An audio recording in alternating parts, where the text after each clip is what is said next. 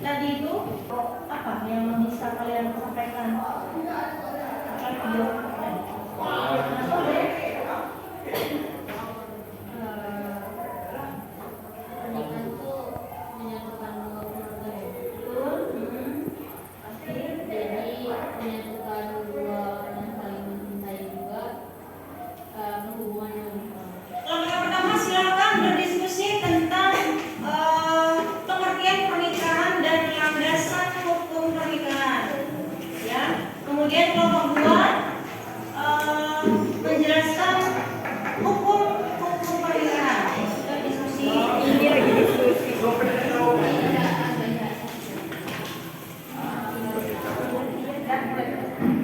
Assalamualaikum warahmatullahi wabarakatuh.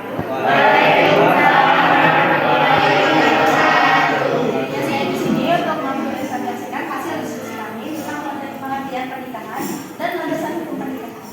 Adapun pengertian pernikahan, ada Undang-Undang Nomor 1 Tahun 1944 dijelaskan bahwa pernikahan adalah ikatan batin antara seorang pria dan wanita sebagai suami istri, di mana dalam tujuan membentuk keluarga yang bahagia dan nikah berdasarkan hukum yang wajib. Adapun landasan pernikahan, menurut hukum Islam, perkawinan itu merupakan ibadah, maka dihimbau terhadap orang Islam dalam pelaksanaan ibadah melalui pelaksanaan perkawinan tersebut terdapat dalam pasal 28 ayat 1 Undang-Undang 1945. Sekian dari kami. Apakah ada yang ingin menyanggah atau menambahkan? Ya. Boleh. Siapa yang menambahkan? Boleh. Kelompok lain? Kelompok 4 akan menyampaikan hasil diskusi kami pada hari ini tadi tentang hak dan kewajiban suami istri. Maka hak dan kewajiban suami istri ada mencakup 3 hal. Yang pertama, kewajiban bersama suami dan istri, yaitu pertama memelihara dan mendidik anak dengan sebaik-baiknya. Yang kedua, berbuat baik terhadap mertua, ipar, dan kerabat lainnya, baik dari suami ataupun istri. Yang ketiga, setia dalam hubungan rumah tangga dan memelihara keutuhannya dengan berusaha melakukan pergaulan secara bijaksana, rukun, damai, dan harmonis. Yang keempat, saling membantu antara keduanya. Yang kelima, menjaga penampilan lahiriah dalam rangka merawat keutuhan cinta dan kasih sayang di antara keduanya. Baiklah, dari sekian yang sudah disampaikan bahwa pernikahan itu adalah memang ibadah yang terlama dan terpanjang dalam hidup kita ya. Artinya jadi kita menikah tidak main-main, meneruskan niat untuk niat ibadah kepada Allah SWT sebagai cerminan bahwa nikah itu tidak hanya menyatukan dua manusia, tetapi dua keluarga besar. Kemudian tadi sudah pengertiannya, kemudian ada hukum-hukumnya juga, bagaimana kondisi ketika kita ada di posisi wajib menikah atau mubah atau makruh, sunnah maupun haram. Ada di masing-masing kondisi yang pada saat itu kita ada di posisi yang mana. Mudah-mudahan kita pada saat ini karena kita masih dalam kondisi bersekolah ya, dalam masih menempuh pendidikan, berarti kita belum diwajibkan untuk menikah. Kemudian yang berikutnya adalah rukun dan syarat nikah. Tadi disampaikan bahwa ada 5 rukun nikah. Yang pertama adalah adanya mempelai wanita, mempelai laki-laki, kemudian ada wali, saksi, dan ijab kabul. Ingat, saksi tidak hanya sembarang saksi seperti hanya kalian lihat di dalam momen pernikahan itu ya, ijab kabul itu, bahwa saksi itu juga bertanggung jawab atas kehalalan dari pernikahan tersebut. Pernikahan tersebut itu apakah halal memang menikah dengan kemudian menjadi muhrim atau menjadi berzina seumur hidupnya, itu adalah ada di tangan saksi. Jadi tidak sembarangan ketika hanya sah gitu, tapi ada proses yang harus dijalani, bahwa yang dilihat itu harus betul-betul prosesi yang memang akan mengarah kepada pernikahan yang sah gitu. Ya, untuk wali tadi kita ditanyakan wali seperti apa sih syaratnya wali itu, yang jelas adalah makamnya ya. Mungkin tadi yang di dalam video tadi orang tuanya ayahnya sudah tidak ada sepertinya, jadi yang bertindak menjadi walinya adalah kakaknya begitu. Makanya kenapa yang ditampilkan adalah kakaknya.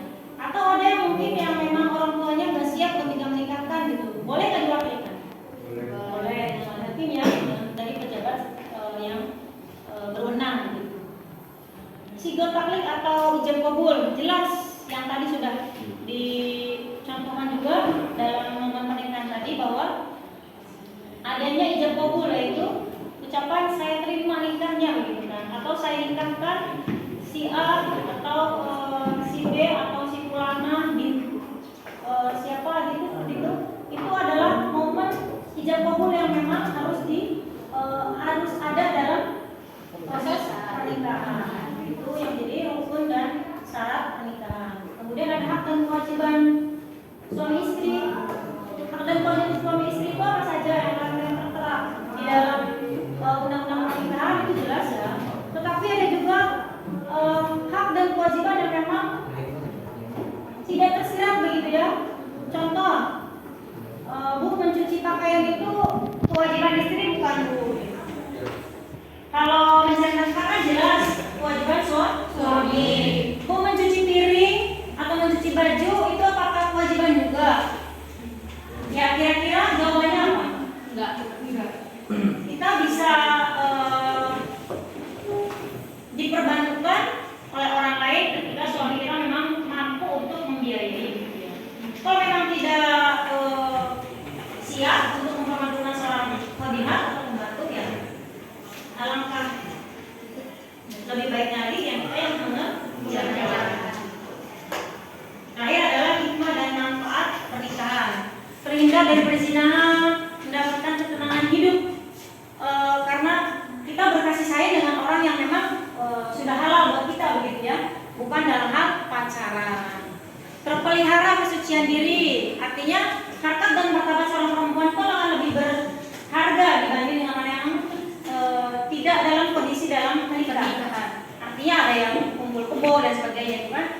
derajat wanita itu udah tidak ada harganya sama sekali begitu. Jadi kalau kita ingin dihargai 50 juta tadi, seperti yang ada di pernikahan tadi, ya kita memantaskan diri begitu ya, menjalankan tuntunan syariat Islam. Jelas itu adalah sudah syariat Islam bahwa untuk menikah adalah memang tuntunan Nabi ya, begitu. Akan mendapatkan keturunan yang bermanfaat untuk agama, bangsa, dan negara. Suatu media pendidikan yang mana? Pendidikan bagi kita masing-masing dengan pasangan. Banyak belajar kita dalam rumah tangga, tidak hanya melulu saya, kamu gitu. Tidak, tetapi banyak hal yang bisa kita pelajari dalam pernikahan. Makanya kenapa menikah itu, berumah tangga itu adalah separuh dari agama kita dalam kehidupan kita begitu. Karena dari A sampai Z baratnya semua ada di dalam pernikahan.